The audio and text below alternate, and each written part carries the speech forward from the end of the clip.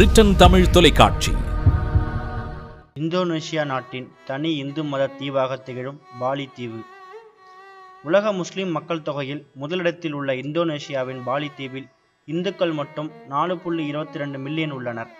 இந்தோனேசியாவில் பரவி கிடந்த இந்து மதத்தை இஸ்லாம் அழித்தொழித்த காலகட்டத்தில் தனியொரு மாமன்னனாக இந்து மன்னன் மஜாவஹித் பாலி தீவில் இஸ்லாத்தை புகாவிடாமல் விரட்டியடித்துள்ளார். இந்தியாவின் பெரும்பான்மை மதமாக இந்து மதத்தினர் இருந்தே தனி இந்து மத கொள்கை கொண்ட ஆட்சியை நடத்த முடியாத நிலையில் முஸ்லிம் நாடான இந்தோனேசியாவின் பாலி தீவில் இது சாத்தியமானது ஆச்சரியத்தின் உச்சகட்டமே. இவர்களை பற்றி சில. நெய்ஃபி நாள் என்ற ஒரு நாளில் ஒட்டுமொத்த தீவே வருடத்திற்கு ஒரு நாள் மௌன விரதத்தை ஆண்டுதோறும் கடைபிடிக்கின்றது. அன்று குராரா இன்டர்நேஷனல் ஏர்போர்ட் முதல் காலை 6 மணி முதல் மாலை 6 மணி வரை மூடப்படுகிறது. வாகனம், பொழுதுபோக்கு, தொலைக்காட்சி என அனைத்தும் தடை செய்யப்பட்டு மக்கள் ஆழ்ந்த சிந்தனையுடன் தியானத்தை மேற்கொள்ள வேண்டும். இவர்களைப் போல இரைச்சல் மிகுந்த நம் நாட்டில் இதை கடைபிடிக்க முடியுமா? பாலி தீவிற்கு இந்து மத கலாச்சாரம் இந்தியாவிலிருந்து சென்றுள்ளது. இந்து மதத்தின் முக்கிய ரிஷிகள் மற்றும் ரிக்வேதத்தில் கூறப்பட்டுள்ள 402 ரிஷி மற்றும் ரிஷிகஷ் அனைவரின் பெயர்களும் அவர்களின் செயல்களை பற்றியும் பாலி தீவின் அனைத்து பள்ளிகளிலும் பொது பாடமாக உள்ளது. புராணங்களில் வரும் மார்க்கண்டேயன், பரத்வாஜ், அகத்தியர் போன்றவர்களின் வரலாறுகளும் பயிற்றுவிக்கப்படுகிறது. ஆனால் இந்தியாவின் கல்வி நிலையோ ஆங்கிலேயனின் மெக்காலே கல்வி திட்டத்தை வைத்து பாடம் நடத்துகிறது. பாலி நாட்டின் அனைத்து ஆண்களும் பெண்களும் பாரம்பரியமிக்க வேட்டி அணிந்து கொண்டே கட்டாயமாக கோவிலுக்கு செல்ல வேண்டும். அப்படி இல்லை என்றால் கோவிலுக்குள் நுழைய அனுமதி கிடையாது. ஆனால் வேட்டியை பாரம்பரிய உடையாக கொண்டுள்ள தமிழர்களும் தென்னிந்தியர்களும் வேட்டி அணிவதை கௌரவ குறைச்சலாக எண்ணி அதை அணிபவரை பார்த்து சிரிக்கின்றோம், பாரம்பரியத்தை மறந்து. சமூக, பொருளாதார, அரசியல் என அனைத்து துறைகளிலும் இந்து மத கொள்கைப்படியும் தத்துவத்தையும் அடிப்படையாக கொண்டுள்ளது. ட்ரைனிட்டா கர்னா என்ற 3 நிலைகளை கொண்டுள்ளது. அவையாவன: கடவுளுடன் நமக்கு உள்ள உறவுமுறை, the relationship that we have with God. மனிதர்களுடன் நமக்கு உள்ள உறவுமுறை, the relationship that we have with human beings. இயற்கையுடன் நமக்கு உள்ள உறவுமுறை, the relationship that we have with nature போன்ற இந்து மத கொள்கையை பாலியின் அனைத்து பள்ளியிலும் ஆரம்ப வகுப்பிலிருந்தே கற்பிக்கின்றனர். 3 கால Sandhya, sun worship 3 times a day, அதாவது இஸ்லாமியர்களின் 5 வேளை தொழுகை போன்றே பாலி தீவில் அனைத்து பள்ளிகளிலும் வானொலி மூலமாக காயத்ரி மந்திரம் 3 வேளை இசைக்கப்பட்டு இறைப்பிரார்த்தனை நடத்தப்படுகிறது. நாம் வாழும் இந்தியாவிலோ இந்து மாணவ மாணவி பொட்டு விபூதி அணியக்கூட தடை விதிக்கும் அவல நிலை. பாலி நாட்டில் அரிசி உற்பத்தி முதன்மையாக உள்ளது. அனைத்து விவசாயிகளும் தங்களது விவசாய பொருட்களை அங்குள்ள ஸ்ரீதேவி, பூமாதேவி கோவில்களில் முதல் அறுவடை பொருளை சமர்ப்பணம் செய்கின்றனர். நம் நாட்டினரைப் போல பாலி தீவு மக்கள் அச்சில் பதித்த ராமாயணம், மகாபாரதம் படிப்பதில்லை. மாறாக பாரம்பரியம் மிக்க பனையோலையில் எழுதப்பட்ட நூல்களை படிக்கின்றனர். எந்த ஒரு கட்டிடம் கட்டுவதற்கு முன் பூமி தாயிற்கு கட்டாயமாக பூமி பூஜை செய்யப்படுகிறது. இந்து மதத்தை தன் உயிரை விட மேலாக நினைக்கும் இவர்களின் உறுதியான மன வலிமைக்கு முன் இந்தியாவின் இந்துக்களான நாம் சற்று சறுக்கியே இருக்கிறோம். இந்தோனேசியாவிலிருந்து பாலி தீவு ஒருவேளை பிரியும் என்றால் இந்நாடே முதல் இந்து நாடாகவும் திகழக்கூடும். கடல் கடந்து தூய இந்துவாக வாழும் இவர்களை எண்ணி நாமும் பெருமைப்படுவோம், இந்துவாய் வாழ்வோம், இந்து சமுதாயத்தை காப்போம். ஹரஹர Mahadeva. The word Sandhya is in fact a combination of 2 sounds, sam meaning good or well and dhya meaning meditation. The etymological definition of Sandhya is Samyak Dhyayatyasyaam iti Sandhya, which means the time in which one can meditate well is Sandhya. Sandhya Vandanam is a series of steps which further facilitate this effortless transition into a profound meditative state. It is not a process that works based on faith or belief. It is a carefully crafted technique designed observing the natural phenomena and their effects on the human body. In this video, let's take a deeper look at the process of Sandhya Vandanam and try and remove some of the superstition behind it. The Sanskrit channel is an effort to explore a vast variety of topics from original Sanskrit literature. If you wish to support this effort, consider becoming a sponsor on Patreon or make a one-time contribution through these options. Your support will help us create more of these videos more frequently on more number of topics. Do check out all the links in the description below. Today, Sandhya Vandanam is widely understood as a routine ritual of worship one has to perform every day. Repeating any task without understanding its purpose and significance naturally turns it into a frustrating experience. A logical thinking mind, of course, wants to seek more answers, and if not found, naturally rejects the process completely. It is therefore very important to keep the understanding behind these processes alive and accessible to all. There are many articles on the internet describing how Sandhya Vandanam inculcates discipline and brings about physical and psychological health benefits. But they entirely miss the point that at the core of it, it is a process of dhyana or meditation, which is an experiential phenomena within. The outside practices are not a goal in themselves, they are just a means of creating an inner atmosphere. The process itself is very elaborate and varies slightly across different traditions, but there are a lot of components which are common to them all. Let us now look at them step by step and understand their significance. The first and the foremost important component is Kala, or the time in which the process is performed. There are certain times of transition in a day which have a significant impact on the human body. If one is sensitive enough, the physical changes occurring within the body during these transition times, called as Sandhya Kalas, can be felt very clearly. Usually, the transition times at sunrise, noon and sunset are used for Sandhya Vandanam and are known by the names Pratah Sandhya Vandanam, Madhyahnikam and Sayam Sandhya Vandanam. The next component is asana, or the posture in which the process is performed.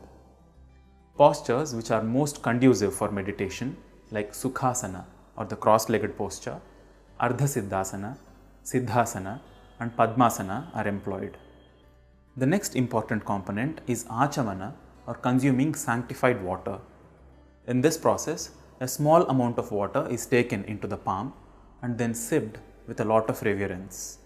Here, water is treated not just as a commodity to quench thirst, but as one of the most prominent building blocks of life, which influences the very way we feel and act on a daily basis. The next component of Sandhya Vandanam is Pranayama, or breath control. In this process, specific arrangement of sounds called mantras are synchronized with the breathing pattern. This process is conducted to a set ratio of inhalation, fullness, exhalation and emptiness called as Puraka, Kumbhaka, Rechaka and Shunyaka. Continuous practice of pranayama along with the mantra is the fastest way of internalizing these powerful reverberations within the body. Next most important component is mudra. The literal meaning of mudra is a seal. These are specific hand gestures which align the energy system or the nadi vyavastha of the body in a certain way. These are employed in either transmitting or receiving life energies. The next component is nyasa, or placement. This is the act of chanting specific mantras and focusing on various parts of the body, either mentally or through touch. The purpose of this is to invoke specific deities and their attributes into the corresponding parts of the body. Two main types of nyasas are Anganyasa, which is invoking energies into different parts of the body, and Karanyasa, which is invoking them into one's palms. Next comes shloka. These are verses which are recited throughout the process. Most of these describe the nature of either gods and goddesses being invoked or natural elements like the earth, water, fire, wind and space. Then there is mantra japa, or reciting specific sounds. Mantras are sounds which have an existential significance attached to them. Apart from carrying a deep sense of meaning at the level of words, they also work at a more basic level, enhancing the practitioner to a subtler level of existence within. And finally, namaskara is the process of bringing the palms together. This unites both halves of the body and is the most prevalent symbol depicting yoga or union. The literal meaning of namaskara is na, not, and ma, myself. This is a process that helps in erasing one's rigid boundaries of identity and becoming one with the existence. All these steps, done in a particular order in that time period, will naturally lead one into a state of profound meditativeness. The objective of Sandhya Vandanam, as I said before, is not to perform these actions as quickly as possible and be done with it. These steps are just a preparatory tool towards turning inward. Each of these steps in turn have many layers of meaning behind them. The kind of pranayama, the type of mantra and the shlokas which are chanted might slightly vary across different traditions, but Sandhya Vandanam as a process is widely followed across the length and breadth of the country. This demonstrates the deep understanding our ancients had of the human system and the ease with which they incorporated powerful yogic techniques into the very way we sit, stand, eat, greet each other and start our day. I hope this video gave you a deeper பெண்ணியம்ங்கிற பேர்ல கண்ணியம் கெடுக்கிற படம். முதல்ல பெண்களை வீட்டை விட்டு வெளியே அனுப்புங்கன்னு பிரச்சாரம் பண்ணாங்க. அதுக்கப்புறம் ஆணும் பெண்ணும் சமம்னு சொன்னாங்க. இப்ப ஸ்கூல் படிக்கும் போதே எவன் கூட வேணா போகலாம், பெத்தவங்க அதை கண்டுக்க கூடாதுன்னு சொல்றானுங்க. இதுக்கு ஒரே வரியில தெருநாய போல வாழ்ந்துட்டு போங்கன்னு சொல்லுங்களேன்டா நாகரிகம் இல்லாத ஜென்மங்களா. எங்கே செல்லும் இந்த பாதைன்னு தமிழ் சினிமாவில் ஒரு பாடல் இருக்கு. அந்த மாதிரி தான் இருக்கு இப்ப இருக்க தமிழ் சினிமா. எதை நோக்கி போகுதுன்னே தெரியல. ஒரு பக்கம் ரத்தம் தெறிக்கும் வன்முறை காட்சிகளை கொண்ட படங்கள், இன்னொரு பக்கம் ஜாதி ரீதியான பிரிவுகளை தூண்டுற படங்கள் தான் அதிகமா வந்துட்டு இருக்கு. இது இல்லாம ஆபாசமான குப்பை படங்கள் தனி ரகம். இப்ப பெண்ணியம் பேசுறோங்கிற பேர்ல பள்ளி மாணவர்களை சீரழிக்கிற விதமா பேட் கேர்ள்ங்கிற படம் உருவாயிருக்கு. அதோட டீசர் வெளியாய் தான் பல சர்ச்சைகளை கிளப்பியிருக்கு. இந்த படத்தோட வண்டவாளம் டீசர்லயே தண்டவாளம் ஏறிடுச்சு. பிராமண குடும்பம், அந்த குடும்பத்துல பள்ளி படிப்பு படிக்கிற பொண்ணு. அவ ஸ்கூல்ல லீடரா இருக்கிறத விட பாய் ஃப்ரெண்ட் இருக்கிறதா மாசுன்னு சொல்றா. அது மட்டும் இல்லாம பார்ட்டிக்கு போறது, தண்ணி அடிக்கிறது, வச்சுக்கிறதுன்னு சகலத்தையும் செய்யறா. அவ குரூப்ல இருக்கிற இன்னொரு பொண்ணு எல்லா ஆண்களையும் கொலை பண்ணணும்னு சொல்றா. அதுக்கு இன்னொருத்தி எல்லா ஆண்களோடையும் வச்சுக்கணும்னு சொல்றா. என் இஷ்டப்படிதான் இருப்பேன், வீட்டுல பெத்தவங்க கண்டிச்சா நீ எதை செய்யக்கூடாதுன்னு சொல்றியோ அதை தான் நான் செய்வேன், என்னை தடுக்க நினைச்சா நான் அந்த பையனோட ஓடி போயிடுவேன், தற்கொலை பண்ணிக்குவேன்னு மிரட்டுற காட்சிகளும் டீசர்ல இருக்கு. எப்படி தாய் தந்தையை மிரட்டி காரியம் சாதிக்கணும்னு படம் எடுத்திருக்கிறானுங்க. படத்தை தயாரிச்சது இயக்குனர் வெற்றிமாறன்.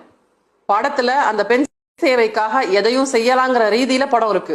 படத்தின் நாயகிய பிராமண பொண்ணா காட்டி இருக்கிறது, டீசர்ல கதாநாயகி பிராமண பெண்ணின் பேச்சு வழக்குல பேசுறது, அது மட்டும் இல்லாம அங்கங்க அதற்கான சில குறியீடுகள் வச்சிருக்கிறது, இதெல்லாம் ரொம்ப ரொம்ப தப்பு. வன்மத்தின் உச்சம். உங்க ஜாதியை தரம் தாழ்த்தி காண்பிக்கிற மாதிரி படம் எடுத்தாலோ இல்ல மட்டப்படுத்தி பேசுற மாதிரி கதாபாத்திரங்கள் வச்சாலோ எவ்வளவு கொதிக்கிறீங்க. ரத்தம் சூடேறதுல, நாடி நரம்பெல்லாம் துடிக்குதுல, அதுதானே அவங்களுக்கும் இருக்கும். எந்த பிரிவினரையும் தரம் தாழ்த்தி தரக்குறைவா அடையாளப்படுத்துறதுக்கான உரிமையை உங்களுக்கு யார் கொடுத்தா? உங்களுக்கு வந்தா ரத்தம், அடுத்தவங்களுக்கு வந்தா தக்காளி தொக்கா? நீங்க எந்த சாதி மதமா வேணாலும் இருங்க, பெரியாரிஸ்டாவோ அம்பேத்கரிஸ்டாவோ யாரா வேணாலும் இருங்க, ஆனா தனி மனித ஒழுக்கம் மட்டும்தான் நல்ல சமூகத்தை உருவாக்குங்கிறத மனசுல வச்சுக்கோங்க. பெண்ணியம் பேசுறோங்கிற பேர்ல நீங்க எடுத்து வச்சிருக்கிற இந்த கன்றாவிய சமுதாய புரட்சி. இதுல இன்னொரு கொடுமையான விஷயம், இந்த படத்தை இயக்கி இருக்கிறது வர்ஷா பரத்ங்கிற ஒரு பெண் இயக்குனர். இந்த படத்தோட டீசர் வெளியீட்டு விழால அவங்க பேசும்போது பெண் என்றால் பூ, பத்தினி, தெய்வம், தாய்னு நிறைய விஷயங்கள் இருக்கு, அதையெல்லாம் தூக்கி சுமக்க வேணாம்னு நினைக்கிறேன்னு சொல்றாங்க. உடனே அங்க இருக்கிறவங்க எல்லாம் கை தட்டி ஆரவாரம் பண்றாங்க. பெண் பிள்ளைகள் நல்லா படிச்சு திறமசாலியா வரணும்னு அந்த படத்துல காட்டல, கட்டுப்பாடுகளை உடைச்சிட்டு எப்படி வேணா வாழ்ந்துக்க, அதுதான் சுதந்திரம்னு காட்ட வருது. 2 நிமிஷம் டீசர்லயே இவ்வளவு கன்றாவியான விஷயங்கள் இருக்குன்னா அப்ப மொத்த படத்திலையும் இன்னும் என்னென்ன கேவலத்தெல்லாம் சொல்லி வச்சிருக்காங்கன்னு தெரியல. பெண்ணியம் பேசுறோங்கிற பேர்ல ஏன் இந்த மாதிரி படத்தை எல்லாம் எடுக்கிறீங்க? நீங்கெல்லாம் பெண்ணியம் பேசலன்னு யார் ஒப்பாரி வச்சா? படிப்பு தான் உன்னை காப்பாத்தும், நல்லா படி, முன்னுக்கு வான்னு சொன்ன வெற்றிமாறன் இன்னைக்கு பணம் புகழ் வந்ததும் சமூகத்துல இப்படி ஒரு கேவலமான சிந்தனைகளை விதைக்கிறாரு. என்ன முட்டாள்தனம் இது வெற்றிமாறன்? இப்படி ஒரு படத்தை தயாரிக்க உங்களுக்கு வெக்கமா இல்லையா? பள்ளி செல்லும் குழந்தைகளை இந்த மாதிரி கேவலமான திரைப்படங்களை காட்டி கெடுக்காதீங்க. தமிழ்நாட்டுக்கு பேட் கேர்ள் மாதிரியான படம் தேவையில்லை. இது பெண்ணியம் இல்ல. பெண்ணுரிமையை பத்தி பேச எவ்வளவோ விஷயங்கள் இருக்கு. அதையெல்லாம் விட்டுட்டு குடிக்கிறது, சிகரெட் பிடிக்கிறது, பாய் ஃப்ரெண்ட் வச்சுக்கிறது, அவங்களோட ஊர் சுத்துறது, சல்லாபத்துல ஈடுபடுறதுன்னு பெண்ணியம்னா என்னன்னே தெரியாம ஆபாச படத்தை எடுத்து வச்சிருக்கீங்க. கதை இல்லாதவங்க தான் சதையை வச்சு படம் எடுப்பாங்க. இதுவும் அப்படிப்பட்ட படமா தான் இருக்கு. இதுக்கு எப்படி சென்சார் சர்டிபிகேட் கொடுத்தாங்கன்னு தெரியல. பேட் கேர்ள் தனிப்பெண் ஒருத்தினுடைய கதைன்னு வச்சுட்டா கூட சகிக்கல. சாதி வன்மத்தோடு படம் எடுக்கும் இயக்குநர்களை கட்டுப்படுத்த முடியாத நிலையில இருக்கிறோங்கிறது தான் கசப்பான உண்மை. மொத்தத்துல பெண்ணியம்ங்கிற பேர்ல கண்ணியம் கெடுக்கிற படம் தான் பேட் கேர்ள். அது தமிழ்நாட்டுக்கு தேவையில்லை. Ban bad girl. தொடர்ந்து